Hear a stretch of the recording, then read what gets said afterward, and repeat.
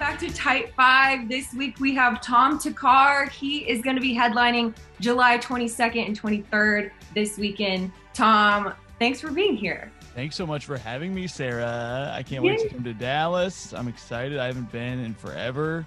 And yeah, I love Dallas. What do you love about Dallas? It's like if a strip mall was a city. It's it's great. Most people that know you probably know that you used to go by Tom Brady, and that's correct. Yes, I'm sure you've talked about it so much. Like, sure. So gross. I'm so over talking about references to Tom Brady. But like, did you ever take advantage of wearing Uggs with your basketball shorts? I did not. It is so funny that like I did change my name because of that, like because of exactly that. My legal name is still Tom Brady, so every hotel I check into, they're like, "Where's Giselle?" Oh my god, you're like, "Oh, like, never heard that before." Yep. Yeah, thanks. And you're also a comedian, so you already get people trying to tell you jokes. Yeah, as it is. Yeah.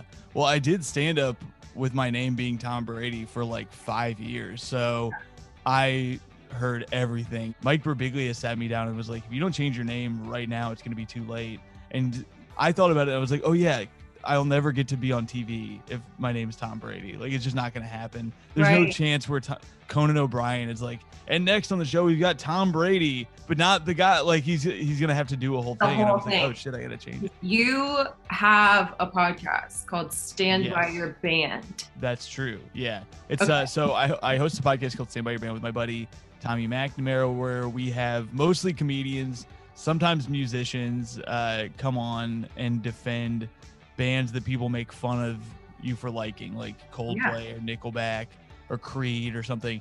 Bands that like we tried to start it as bands that are universally made fun of. It kind of is bled into like anything you want to defend that you think is underrated or whatever. We did a Nickelback episode recently, and I was like, yeah, they have some songs that I still like, and I would be lying. Yeah, I mean, This Is How You Remind Me is just a good song. Like it just is. If it comes on, you're gonna have a good time, and I get why people make fun of them, but it's still, you're lying to yourself if you're pretending it's not at all fun, you know? It's a great podcast, and I'm wondering if there's any current band that you would defend to the death. That's tough. I have a tough time because I don't listen to the radio. So it's most of the stuff that I find now is through my Discover Weekly and stuff like that. There's a lot of bands that I would stand by, like Third Eye Blind, I still stand by. Bare Naked Ladies. There's a bunch of stuff that people would make fun of me for. Fall Out Boy, I still like. I love Fall Out Boy. Yeah. So much. Their first like 3 albums I loved so much, and I still listen to them sometimes, like Linkin Park. There's a bunch of it's this stuff usually lands in where you were a teenager when it came out. You just it sticks to you, and all of mine are stuff like that. I don't even know who people make fun of now, though, now that I'm thinking about it. Okay, like Billie Eilish.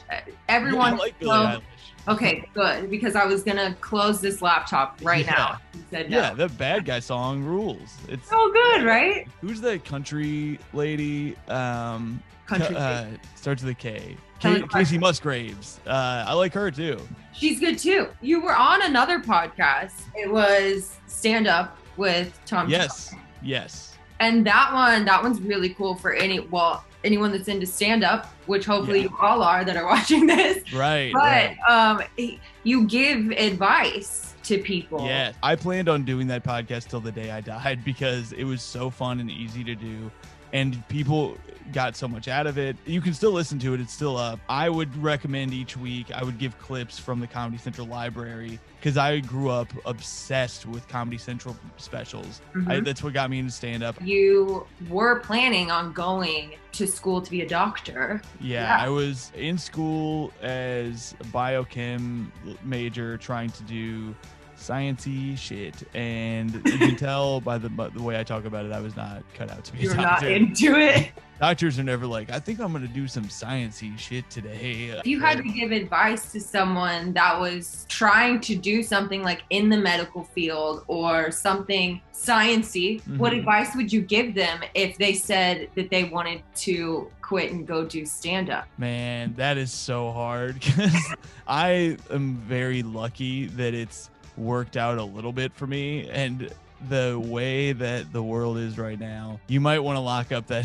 if you can do it, if you have it in you to go to med school, knock it out and become a doctor probably. But if you have the ability to live your dream, why not give it a shot? Having said that, having health insurance would also be nice. Is the older you get, it's like, I mean, I'm only 34, but I live pretty hard. I like to have fun. So the end of a weekend, I'm usually like, man, I'm banged up. Yeah. I think there is something to be said about the camaraderie of comedy too. So much of what I like about it is that I like going to the club. I like meeting the openers, and if they're fun, going out afterwards and talking comedy all night. It's fun. I love that. That's what made me love comedy in the first place. So your advice is be a doctor. Get your insurance. Your mom used to manage a Red Lobster. Everybody probably asks you about the Cheddar Bay biscuits. I don't care about the Cheddar Bay biscuits. Sure. Okay. Sure. I need to know, were the lobsters that were in the tanks up front, were those ever eaten? Are you kidding me? Yeah, that's what they were. Yeah. Okay. That's what they're there for. They don't just put those up there for show.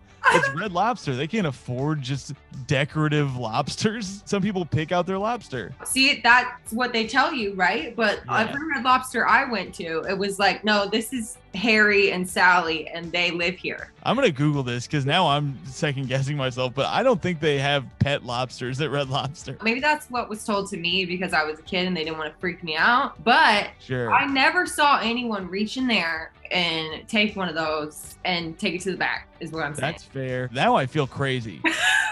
Oh, yeah. No, okay. One in real life Red Lobster employee confirmed that, yes, kitchen staff do, in fact, pluck lobsters from the tank out front. If the tank's empty when you walk in, you might want to rethink your order.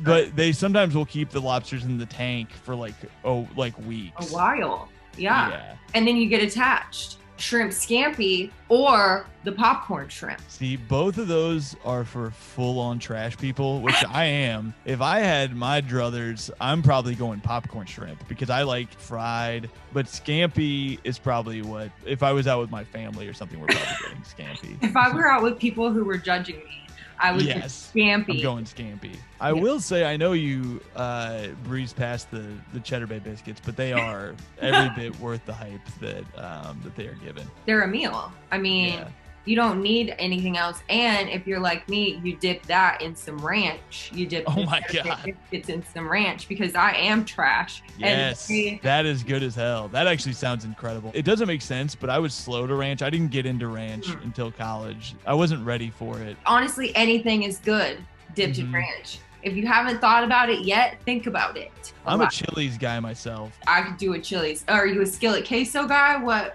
are we? I love the skillet queso, but sometimes that's a bit much. I really just like their straight up chips and salsa. Ooh, they have my favorite salsa. If you throw ranch in there, you are living large. It's great. Yeah. Their salsa and their ranch are both so great because it's like thin, so goddamn good. Yeah. I'm so excited right now. I told you, if we talk about food, it's like... Oh, I love Chili's. I love crying at a Chili's. Everything. Sure, I've been there. Chili's was legit my cheers in college because all my friends worked there. Almost every day, I would end up at Chili's at some point just drinking at the bar. It was a great time. Chili's. I mean, it was really bad, but there was something about a cooked chunky tomato is disgusting looking to me. It's wrong. It's not okay. I blend up all my spaghetti sauces. Like, they have to be smooth. I like that. That's the best idea I've ever heard in my goddamn life. I might do that with salsas too. I'm a thin sauce girl. Yeah, me too. But I want it to be like SpaghettiOs sauce. Exactly. If it's not, I'm gonna kick your fucking ass. You wrote for the movie show. Yes. On Sci-Fi. What is your sci-fi character? You know, like what is your creepy, ghouly sci-fi character? Have you ever seen Pan's Labyrinth? Yes. The guy with the eyes in his hands. I'm gonna go with that. It's such a creepy thing. Because he knows that his eyes are in his hands. He doesn't have to start like this and go like, ah, like, there's no way that feels good. He's just doing it to be a creep, you know? He also doesn't need to put them up here. Like, he could just be like, if your eyes are in your hands, they can be anywhere, just like normal eyes. But he was like, I know you guys look like humans, so I'll put them here to make you feel comfortable, I guess. To make you maybe think that I'm part human? Yeah, no, I'm totally a human too. That was a best answer that I could have ever imagined. Yeah, this guy's name is just Pale Man. Pale Man. It's just That Pale sucks. Man. That's so much scarier than I remember. Yeah, it's pretty scary. Okay, but I'm into it. Dip it in ranch. Let's go. That's a good catchphrase. Dip it in ranch. Let's go. I figured you'd be into that. You lived in the woods for a while, man. I know. Why aren't you putting ranch on everything? What were you doing? I know. We just weren't a ranch family. We were a ketchup family. Okay, well, ketchup would go on everything, but mac and cheese. Oh yeah, I saw some of the flaming hot mac and cheese at the grocery store, and I bought it. It's been sitting in my cabinet for about 6 months. I'm afraid to eat it because I've heard it's really bad. But you have a couple days off. I think you need to do it today. Yeah, maybe I will. And write a review. I think you need to do it live. Actually, that could be content. You're right. That's everything's content. I gotta get in there. Or you could just enjoy it, and live your life. But I don't think I'm gonna enjoy it, but maybe I will. I like stuff that people don't like. I love hot Cheetos. You can dip those in ranch if you want. I've never thought of that. I've never tried that. That's a good idea. Yeah. They're actually really You're full of good ideas. I'm trying to lose some weight right now, so this is tough. This is a tough podcast. I'm sorry, I'm making this so hard for you. Just don't do sugar-free ketchup. Just whatever you do, promise me. Ooh, whatever. I didn't even know they made that. What an abomination. Bad people made it. It's not good. It tastes like farts. Oh my God. I don't actually know that for a fact, but I know. Yeah. How do you know what farts taste like? I can't tell you my information. Okay, this is your interview. That's true. This is my sure. Every time I look, I see a rooster behind your head. That's my And is that a famous painting? No. I mean, it's famous in my house. Does he have a name? When I was living in Indiana with roommates, we would get high and do his voice. But yeah, I don't think we were. I want to say Chester. When I look at him, he's a Chester. Every time I hear the word Chester, I think of Chester the molester. So he might. Sure. We might need to keep. I think Chester's innocent. I stand with him. I think we should still be able to listen to his music. So when you and your high school or your college buddies would get high and do his voice, what was his voice? He looks like he's about to give advice or something. He's like, look, I'm a chicken. I don't know. I just know chicken stuff. But you got to follow your heart. Like he looks like he's very wise.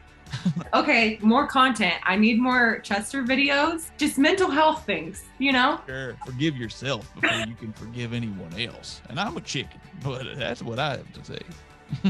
That's just some chicken shit right there. Tom, just want to let you know we're super excited to have you. I'm so excited to be there. I can't wait. I've been hearing great stuff. I'm going to have so much fun.